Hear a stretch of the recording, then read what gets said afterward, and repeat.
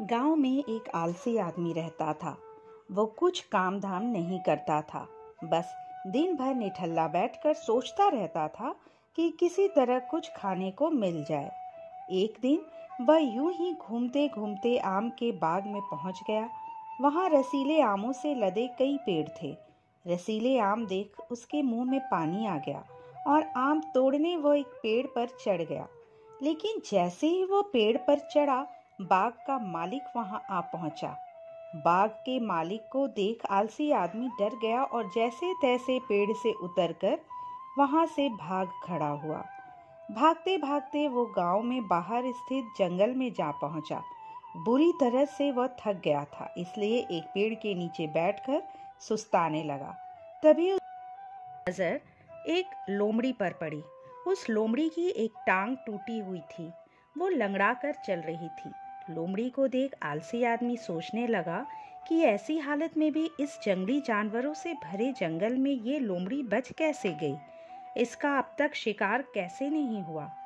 जिज्ञासा में वह एक पेड़ पर चढ़ गया और वहां बैठकर देखने लगा कि अब इस लोमड़ी के साथ आगे क्या होगा।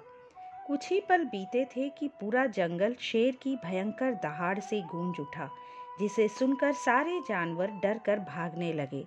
लेकिन लोमड़ी अपनी टूटी टांग के साथ भाग नहीं सकती थी, वह वहीं खड़ी रही। शेर लोमड़ी के पास आने लगा। आलसी आदमी ने सोचा कि अब शेर लोमड़ी को मारकर खा जाएगा, लेकिन आगे जो हुआ वह कुछ अजीब था। शेर लोमड़ी के पास पहुंचकर खड़ा हो गया। उसके मुंह में मांस का एक टुकड़ा था, जिसे उसने लोमड़ी के सामने गिरा दिया। लोमड़ी इत्मीनान से मांस के उस टुकड़े को खाने लगी।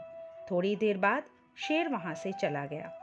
यह घटना देख आलसी आदमी सोचने लगा कि भगवान सच में सर्वे सर्वा है।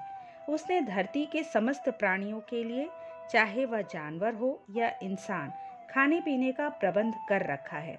वह अपने घर लौट आया। घर आकर वह 2-3 दिन तक बिस्तर पर लेटकर प्रतीक्षा करने लगा कि जैसे भगवान ने शेर के द्वारा लोमड़ी के लिए भोजन भिजवाया था, वैसे ही उसके लिए भी कोई ना कोई खाने पीने का सामान ले आएगा। लेकिन ऐसा कुछ हुआ नहीं। भूख से उसकी हालत खराब होने लगी। आखिरकार उसे घर से बाहर निकलना ही पड़ा। घर के बाहर उसे एक पेड़ के नीचे बैठे हुए बाबा दिखाई दिए। वह उनके पास गया और जंगल का सारा वृतांत सुनाते हुए बोला, बाबा जी, भगवान मेरे साथ ऐसा क्यों कर रहे हैं? उनके पास जानवरों के लिए भोजन का प्रबंध है, लेकिन इंसानों के लिए नहीं। बाबा जी ने उत्तर दिया, बेटा, ऐसी बात नहीं है। भगवान के पास सारे प्रबंध है, दूसरों की तरह तुम्हारे लिए भी। लेकिन बात यह है कि वे तुम्हें लोमड़ी नहीं बनाना चाहते हैं, शेर बनाना चाहते हैं। दोस्तों, हम सबके भीतर क्षमताओं का असीम भंडार है, बस अपनी अज्ञानतावश हम उन्हें पहचान नहीं पाते और स्वयं को कमतर समझकर दूसरों की सहायता की प्रतीक्षा करते रहते हैं।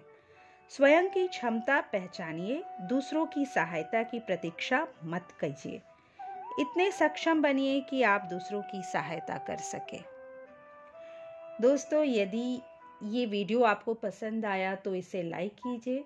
अब तक मेरे चैनल को सब्सक्राइब नहीं किए हैं तो प्लीज़ सब्सक्राइब कर लीजिए, ताकि आगे आने वाले वीडियोस आपको मिल सके। अगली बार एक नए विषय के साथ आपसे फिर मिलेंगे। नमस्कार।